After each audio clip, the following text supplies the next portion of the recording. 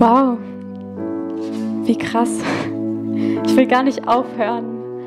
Am liebsten will ich einfach weitermachen mit dem Lobpreis und da bleiben. Jesus, danke, dass du da bist. Danke, dass du da bist mit deiner Gegenwart. Dass wir in so einer besonderen Zeit sind in Vorbereitung auf Ostern und das uns erinnern an das Krasseste, was passiert ist. Dass du für uns ans Kreuz gegangen bist, gestorben bist, dass du den Tod überwunden hast und wieder auferstanden bist. Danke, dass wir zusammenkommen dürfen als Gemeinschaft. Ja, und dass dein Blut uns vereint. Und Herr, wir sehnen uns danach, dass deine Herrlichkeit groß gemacht wird in der ganzen Welt. Dass jeder erkennt, dass du Gott bist. Und ich bete, dass du unsere Herzen öffnest, ja, für dein Reden heute Morgen. Herr, dass du unsere Herzen berührst. Dein Wort kommt nie leer zurück. Und auf das stelle ich mich heute Morgen, Herr, dass dein Wort nicht in die Leere geht, sondern dass es tief in unsere Herzen sinkt. Amen. Als ich jugendlich war, ich habe das letzte Woche schon gesagt, die unten im Gottesdienst haben sehr laut gelacht. Es ist noch nicht so lange her, aber trotzdem auch schon, wenn ich jetzt so über so Geschichten erzähle, denke ich doch manchmal, es ist jetzt trotzdem dann auch schon 8 Jahre her. Das ist schon ein bisschen. Auf jeden Fall hatte ich einen ziemlich coolen Jugendpastor.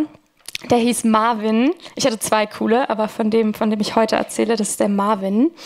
Und seine Frau und seine Family, die haben wirklich offenes Haus gelebt. Ich bin da wirklich ein- und ausgegangen. Ich war wie ein 3. Kind. Das war eine ganz große Ehre für mich. Und der Marvin und ich, wir sind ab und zu zusammen ins Fitti gegangen. So richtig pumpen. Und dann, ja, wirklich, ja. Und dann war das mal wieder so ein, ich weiß nicht, was für ein Tag war, sind wir zusammen ins Fitnessstudio gegangen und er hat mich eingeladen, hat gesagt, hey, komm doch danach noch vorbei, die Megan, die wird was kochen für uns und dann bist du noch herzlich zum Abendessen eingeladen. Habe ich mir natürlich nicht zweimal sagen lassen. Dann haben wir abgemacht, okay, wenn wir dann uns umgezogen haben, geduscht haben, treffen wir uns draußen am Ausgang. Ja, und dann war ich fertig, bin raus an den Ausgang und habe gewartet und gewartet und gewartet. Dachte, okay, es ist eher ein bisschen komisch, dass die Frauen mal schneller fertig sind als die Männer. Und dann habe ich weiter gewartet und weiter gewartet. Und dann dachte ich irgendwann, der hat mich vergessen. Der hat mich bestimmt hier vergessen.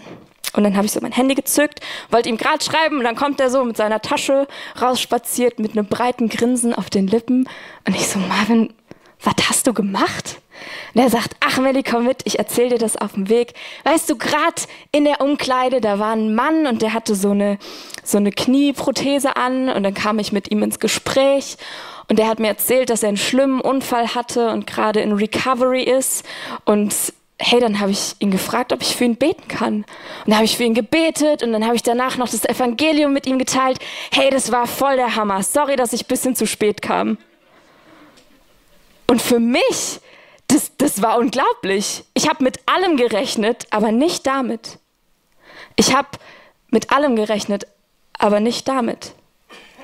Hey, das war für ihn das Normalste auf der Welt, dass er rumläuft und offen ist für das Wirken Gottes und zu bezeugen von dem, was er glaubt. Und heute geht es um das Thema Evangelisation. Wir stecken nämlich mitten in einer Predigtserie über solide Fundamente. Und zwar ist wichtig, in diesem Jahr zu starten mit wirklich Fundamenten des Glaubens. Und das erste Fundament, mit dem wir uns jetzt viel beschäftigt haben, das so langsam zu Ende geht, mit dem wir uns natürlich trotzdem immer weiter beschäftigen, ist das Wort Gottes. Eins unserer Fundamente. Und wir haben viel gelernt, wie wir das Wort Gottes lesen können, wie wir es interpretieren können, auslegen können, beten können, wie wir mit schwierigen Fragen umgehen. Aber uns war es wichtig, dass das Wort Gottes eben nicht nur für uns ist, sondern das Wort Gottes ist da, in die Welt hinaus zu gehen, damit jeder es hört. Also heute Evangelisation.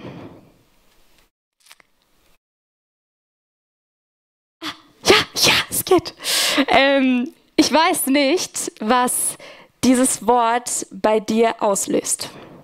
Ich glaube, bei uns allen löst es irgendwas aus. Vielleicht bist du ein begeisterter Evangelist. Du denkst dir, yes, das ist mein Herzensthema. Ich liebe das. Richtig gut, Melli, dass du mal darüber predigst, weil ich glaube, ganz viele hier sollten das mal hören. Vielleicht bist du aber auch eher so von der Sorte, da stellen sich mir die Nackenhaare auf. Also Evangelisation, das ist echt nicht so mein Thema. Hätte ich gesehen, dass das heute Thema ist, dann wäre ich vielleicht eher zu Hause geblieben. Oder du denkst dir, ach, kein Ding, das geht mich sowieso nicht an, weil ich bin kein Evangelist. Super, ich lehne mich zurück und höre ein bisschen zu, aber Evangelisation geht uns alle an. Und ich habe eben gebetet, dass Gott unser Herz öffnet, weil ich wirklich davon überzeugt bin, dass es für uns alle wichtig ist. Und warum ich davon überzeugt bin, ist, weil wir davon in Gottes Wort lesen. Und zwar lesen wir in Hesekiel 18, Vers 23. Oder habe ich etwa gefallen am Tod des Gottlosen, spricht Gott, der Herr, und nicht vielmehr daran, dass er sich von seinen Wegen bekehrt und lebt? Oder in 2. Petrus 3, Vers 9. Der Herr zögert nicht die Verheißungen hinaus, wie etliche es für ein Hinauszögern halten, sondern er ist langmütig gegen uns, weil er nicht will, dass jemand verloren gehe, sondern dass jedermann Raum zur Buße habe. Das erste schweizerdeutsche Lied, das ich vor Publikum, vor Zuhörern gesungen habe, war Zeig mir dies Herz. Und ich weiß noch, ich habe mich wirklich zu Hause hingesetzt, habe so jedes einzelne Wort angehalten und geübt, damit ich das richtig ausspreche. Und wie oft beten wir genau das? Herr, zeig mir dies Herz. Ich will wissen, was auf deinem Herz ist. Was für ein schönes Gebet. Und das, was ich gerade vorgelesen habe, lesen wir in seinem Wort. In Gottes Wort lesen wir darüber, was auf Gottes Herzen ist. Und Gottes Herz ist, dass nicht ein Mensch verloren gehe. Er will nicht, dass eine Seele verloren geht. Meine Frage an dich heute Morgen ist, bewegt es dich, dass da draußen ganz viele Menschen sind, die Gott noch nicht kennen? Bricht es dein Herz, wenn du über die Verlorenheit der Welt nachdenkst? Ich glaube, manchmal bricht es unser Herz zu wenig, weil ich glaube, Gottes Herz bewegt es ganz, ganz fest. Und vielleicht sagst du auch, ja, okay, mich bewegt das schon, Melli, aber ich bin kein Evangelist. Das hatten wir ja eben schon. Und ich habe dazu geneigt, in so Predigten genau dieses Argument zu bringen. Ja, ich bin halt nicht so die jetzt auf die Straße geht und das Evangelium einfach jemandem erzählt. Das passt nicht so zu mir. Und ja, ich glaube, es gibt Leute, die eine ganz besondere Gabe haben, um zu evangelisieren. Und ich habe so Leute getroffen und ich bin begeistert, wirklich begeistert. Und ich glaube auch, dass es nicht die Gabe von jedem ist und nicht der Charakter von jedem ist, einfach auf die Straße zu stehen und das Evangelium zu predigen. Aber warum ich glaube, dass uns alle das angeht, erstens, es bricht Gottes Herz und zweitens, es ist Gottes Auftrag an uns. Darum geht zu allen Völkern und macht die Menschen zu meinen Jüngern. Tauft sie auf den Namen des Vaters, des Sohnes und des Heiligen Geistes und lehrt sie, alles zu befolgen, was ich euch geboten habe. Das sind die letzten überlieferten Worte von Jesus. Und ganz oft sind so die ersten und die letzten Worte sind so von großer Signifikanz, von großen Menschen weiß man immer, oh, das waren seine letzten Worte. Ich weiß noch nicht, was meine letzten Worte mal sein werden, aber mein erstes Wort neben Mama und Papa war Licht. Da bin ich immer sehr stolz drauf, wenn meine Mama mir das erzählt. Licht. Das waren die letzten Worte, die wir von Jesus wissen. Und das ist ein Auftrag, den er uns gibt. Und ich weiß nicht, wie das so ist. Ich habe mir heute Morgen nochmal Gedanken darüber gemacht. Wenn wir von zum Beispiel einem Arbeitgeber einen Auftrag bekommen, dann kommt der selten mit, ja, und also ich gebe dir jetzt den Auftrag und ja, guck mal, ob das was für dich ist, und dann, wenn du dich nicht so danach fühlst, dann ist es auch nicht so schlimm, wenn du das nicht machst. Nee, wenn wir einen Auftrag von einem Chef bekommen, dann ist seine Erwartung, dass wir diesen Auftrag auch erfüllen. Und Jesus sagt diesen Auftrag nicht einem der 12 Jünger, einem, der ganz besonders begabt war, sondern allen 12. Und ich weiß nicht, die waren alle ganz schön wild drauf, ob die jetzt alle so die besten Evangelisten waren. Nein, Jesus hat gesagt, das ist mein Auftrag an euch. Geht raus und predigt das Evangelium. Und wenn du sagst, dass du ein Jünger Jesu bist, was ich hoffe, dann gilt dieser Auftrag auch für dich. So, jetzt könnte ich hier abbrechen und sagen, jetzt haben wir alle verstanden, es ist Gottes Herzschlag, dass wir das Evangelium predigen. Also lasst uns losgehen, oder? Bringt ja jetzt nichts, wenn ich hier noch weiter rede. Dann reden wir ja wieder nur und machen nichts. Nein, natürlich weiß ich, Gott hat jeden von uns individuell geschaffen. Und es ist gut, dass wir das auf unterschiedliche Weise machen. Und ich will euch heute 3 Kernbestandteile von Evangelisation mit an die Hand geben, die ich glaube essentiell sind. Und ich sage jetzt schon, keins der 3 sollte fehlen. Wir sollten keins der 3 unterlassen, vernachlässigen oder sogar auslassen. Und diese 3 sind beten, kümmern und teilen. Und vertraut mir, auf Englisch klingen sie so viel besser. It's praying, it's caring and it's sharing. Also für alle, die sich das vielleicht auf Englisch auch merken können, ich fand es schöner. Auf jeden Fall möchte ich dir die Frage stellen zum Punkt Beten. Wie oft betest du für alle Menschen? Für alle Menschen. Wenn ich mein Gebetsleben reflektiere, dann muss ich ehrlich gestehen, dreht sich da ziemlich viel um mich. Und das ist auch gut, weil letztlich sehnt sich Gott nach einer Beziehung mit mir. Und es ist schön, dass ich zu ihm kommen darf und mit ihm mein Herz teilen darf, dass ich hören darf, was er redet. Aber wann blicke ich auch mal nach außen? Wann halte ich Fürbitte für andere Menschen? Und eine Sache, die in 1. Timotheus 2, Vers 1 und 4 steht, ist das Erste und Wichtigste. Wozu ich die Gemeinde auffordere, ist das Gebet. Es ist unsere Aufgabe, mit Bitten, Flehen und Danken für alle Menschen einzutreten. Denn er will, dass alle Menschen gerettet werden und dass sie die Wahrheit erkennen. Es ist unsere Aufgabe, für alle Menschen zu beten, mit Bitten und Flehen einzustehen, dass sie Gott erkennen. Wie oft betest du für die, die verloren sind? Johannes Hartl hat in einem seiner Bücher geschrieben, Gebet ist nicht alles, aber ohne Gebet ist alles nichts. Gebet ist nicht alles. Deswegen kommen auch noch 2 Punkte. Aber ohne Gebet ist alles nichts. Weil es geht nicht um uns. Wenn wir rausgehen und Menschen von Jesus erzählen, Halleluja. Gott sei Dank geht es dann nicht so um uns. Das nimmt den Druck auch immer wieder von mir. Aber auch gleichzeitig, ja eben, es geht halt auch nicht so fest um mich und was ich da jetzt sage, sondern letztlich brauchen wir das Wirken Gottes, dass Menschen erkennen, wer er ist. Der 2. Punkt, den ich euch mitgeben will, ist kümmern. Caring. Sich um die Menschen kümmern. Weil Gebet ist eben nicht alles. Und mein größtes Vorbild ist da Jesus selbst. Jesus selbst kam nicht und war so, hey, ich habe hier was zu sagen, ich drop mal kurz die Message, dann so Mic drop und ich bin wieder weg.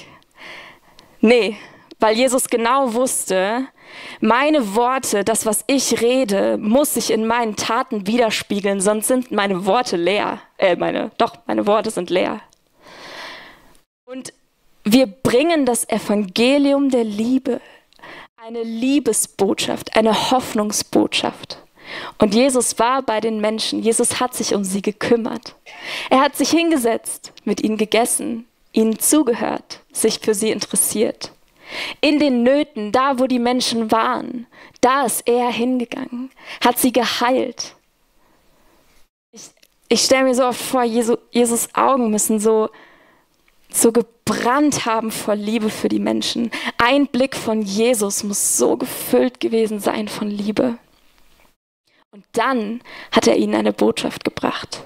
Weil Jesus selbst sagt, nee, nicht Jesus selbst, aber es steht in Markus, ich habe es hier nicht in meinem Skript, der Menschensohn ist nicht gekommen, um sich dienen zu lassen, sondern um zu dienen und sein Leben hinzugeben als Lösegeld für viele. Der Menschensohn ist nicht gekommen, um sich dienen zu lassen, sondern um zu dienen. Und genauso sind wir dazu berufen, nicht uns dienen zu lassen, sondern um den Menschen zu dienen. Und die Botschaft, die wir ihnen bringen wollen, tatsächlich in unseren Taten widerspiegeln zu lassen. Und ich glaube, dann interessieren sich die Menschen auch für das, was wir zu sagen haben. Wenn sie tatsächlich sehen, dass wir das leben, was wir glauben. Und manchmal bricht es mein Herz, wenn ich sehe, dass wir Christen eben keinen Unterschied machen. Dass wir nicht gefüllt sind mit Liebe für die Menschen, dass wir so viel uns um uns selbst drehen, undankbar sind, dass das eigentlich gar nicht zu erkennen ist, wem wir nachfolgen. Also lasst uns den Blick auf die Menschen richten und ihnen voll Liebe begegnen. So, und jetzt kommt der Teil. Ja, Franz von Assisi hat dazu was Spannendes gesagt. Predige das Evangelium jederzeit und wenn nötig mit Worten. Das ist ein Zitat, das fand ich richtig cool eine Zeit lang und ich würde auch sagen, yes! Predige das Evangelium jederzeit und wenn es sein muss, mit Worten. Ich würde noch anfügen, aber die Worte sollten nicht fehlen. Weil ganz viele sind an dem Punkt Yes und Amen. Melli, das sieht man ja. Man weiß dann schon, dass ich Christ bin, wenn ich immer nett bin und diene. Ja, und das glaube ich und das ist wichtig. Aber unser letzter Bestandteil darf hier eben nicht fehlen und das ist Teilen. Sharing. Weil wie sollen sie glauben, wenn sie nicht gehört haben? Wie sollen sie glauben, wenn sie das Evangelium nicht gehört haben? Und um etwas zu hören, muss etwas gesprochen werden. Und deswegen möchte ich uns ermutigen, tatsächlich das Evangelium zu predigen. Und ich habe da mal einen überspitzten Vergleich gehört, aber der hat mich bewegt. Und da hat jemand gesagt, stell dir vor, dir gibt jemand eine Kreditkarte und mit der kannst du jedem, 1 Million Euro, zack, hier, zack, dir auch, du auch, 1 Million. Hey, wenn du so eine Kreditkarte besitzen würdest, ich hoffe, dass du überall hinlaufen würdest und wärst hier, du auch, du und vor allem alle in Not, ihr könnt auch, jeder kriegt Geld. Hey, wir würden doch nicht das Ding irgendwo hinlegen und verstauben lassen. Nein, wir würden sagen, hey, ich habe eine gute Nachricht für dich, Jackpot, du kriegst Geld. Hey, sind wir uns nicht bewusst, dass das, was wir erfahren haben, dass die gute Botschaft so viel mehr wert ist als 1 Million Euro? Hey, das, was wir gehört haben, das, was am Kreuz passiert ist, das ist die beste Nachricht, die ein Mensch überhaupt hören könnte. Also lasst uns verschwenderisch damit sein und den Menschen davon erzählen. Und wenn ich jetzt zu jemand gehen würde und würde sagen, hier Selena, 1 Million willst du? Und sie sagt, nee. Hey, dann gehe ich doch nicht mehr, oh nee. Jetzt hat sie mich abgelehnt, weil sie will die 1 Million Euro nicht. Hey, ich würde mir denken, okay, dann halt nicht, selbst schuld. Hey, warum ist es, dass wenn wir das Evangelium teilen, wir so eine große Angst haben, dass uns jemand ablehnt? Hey, Interessieren wir uns mehr für unseren Ruf oder mehr für die Ewigkeitsperspektive unseres Gegenübers?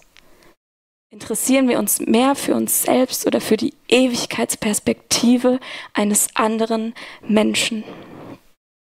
Und das fängt bei uns an. Das fängt bei jedem Einzelnen von uns an.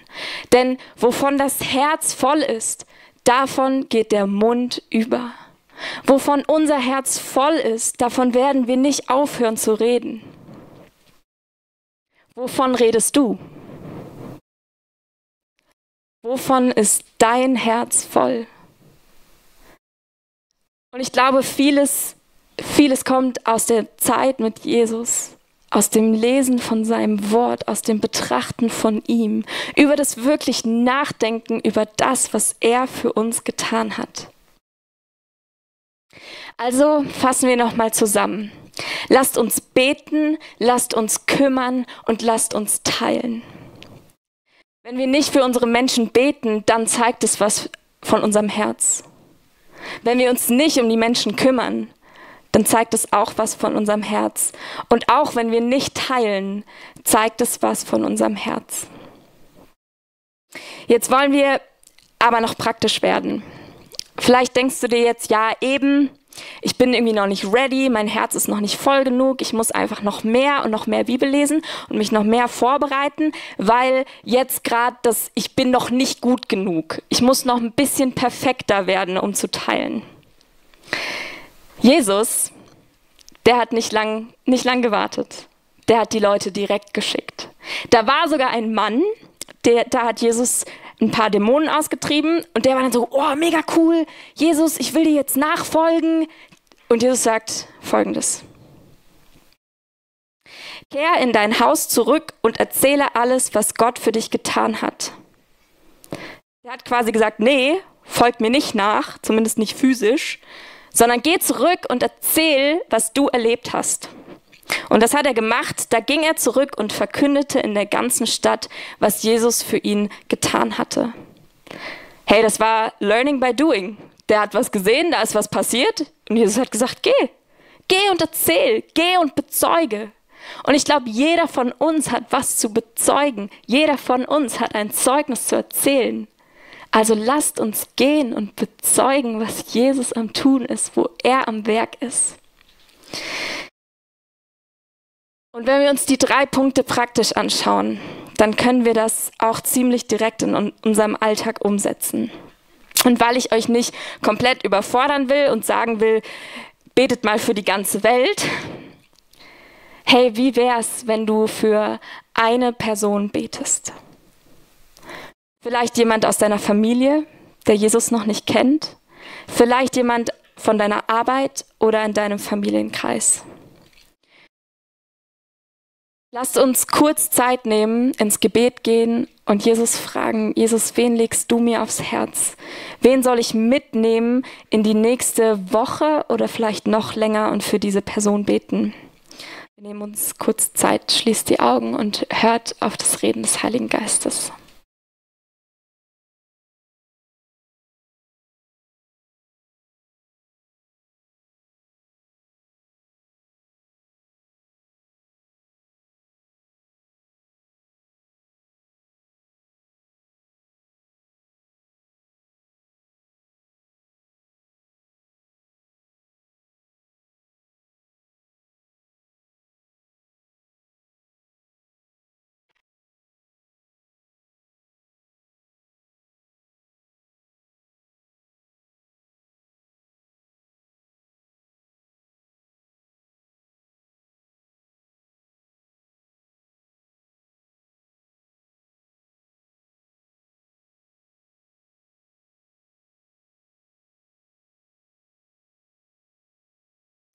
Und ich will dich ermutigen, dir so eine Routine zu machen.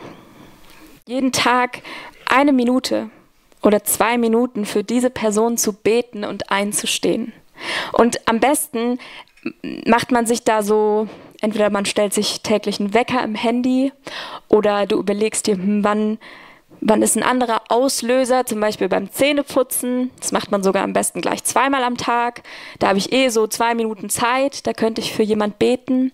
Oder ihr macht es einfach als Familie. Hey, vorm Essen kommt man zusammen und man betet. Wie wäre es, wenn ihr einfach jedes Mal, wenn ihr dort sitzt, an diese Person denkt und gleich als ganze Familie einsteht und betet? Und Gebet verändert was. Kümmern. Wie kannst du dich um diese Person kümmern? Frag dich in der nächsten Woche ganz praktisch. Hey, was kann ich machen, um der Person eine Freude zu machen? Vielleicht ist die Person auch in Not. Hey, dann frag dich, wie kann ich ihr helfen? Und manchmal ist es schon nur ein, hey, ich habe an dich gedacht, wie geht es dir? Lass uns doch nochmal auf einen Kaffee treffen. Investieren, die Menschen sehen. Gesehen werden ist so wichtig in der heutigen Zeit. Hey, wir dürfen Menschen sehen. Wir sollten uns wirklich für sie interessieren. Und dann, ja, vielleicht öffnet sich eine Tür, dass du das Evangelium mit dieser Person teilst. Und es muss nicht immer, ich habe hier 4 Punkte, die ratter ich ab, sondern nee, das kann einfach sein, hey, dein Gegenüber erzählt vom Wochenende und ist so, boah, ich habe dies und das und jenes gemacht. Du bist so, oh, yes, mein Wochenende, ich war in der Church, mega cool und da sind richtig coole Leute und ich habe das und das erlebt. Oder du erzählst von Jesus und bist, ey, ich habe was Krasses erlebt. Ich habe gebetet und Jesus hat was gemacht. Hey, andere erzählen so viel von dem, was auf ihrem Herzen brennt und wir hören zu. Warum erzählen wir nicht von dem, was auf unserem Herzen brennt und was uns beschäftigt?